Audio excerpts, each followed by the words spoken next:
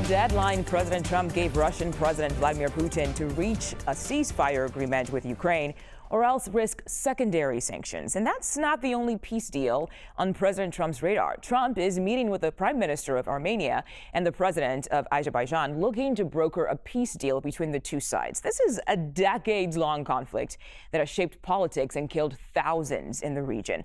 So let's get to CBS News intelligence and national security reporter Olivia Gazis. Olivia, thank you for your time today. Let's start with Trump and Putin. We've heard from Secretary of State Marco Rubio on the matter. What is he saying?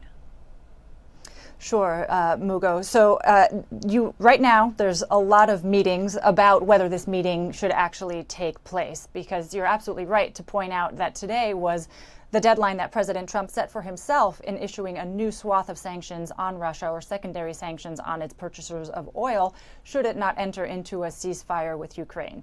That prospect and that conversation has been largely subsumed by what appears to be a proposal that Moscow put on the table via Special Envoy Steve Witkoff, that the president thinks it's worth having a face-to-face conversation with President Putin about whether or not he also agrees to meet with Ukrainian President Volodymyr Zelensky, which he said in the Oval Office yesterday. Now, Secretary of State Marco Rubio has been pointing out that there are still gaps between what the Russians have proposed and what the Ukrainians may find palatable, or the Europeans for that matter. So he's been saying that those gaps still need to be closed in order to ensure that a meeting between President Trump and President Putin is actually productive and actually results in a deal that President Trump can close. What is not clear at this stage is whether those gaps have been addressed, whether they still exist, and how much they matter if, in fact, the president is pushing on this very compressed deadline to meet with the Russian president, which he has wanted to do for some time. Yeah, it sounds like there are still some unknowns on that one. Leaders from Armenia and Azerbaijan, they are at the White House today. President Trump says he's brokered peace between the two neighbors. Can you walk us through the history of this conflict? Sure. It's comparatively little known compared to some of the conflicts that are raging today, but you are right. It is decades old. It's cost tens of thousands of lives, and it's been intractable for a number of foreign leaders to address. Let's go back to the Soviet era 30 years ago. It has to do with an enclave and ethnic tensions over it known as Nagorno-Karabakh. In the Soviet era, Armenia controlled most of it. It was 95% ethnically Armenian.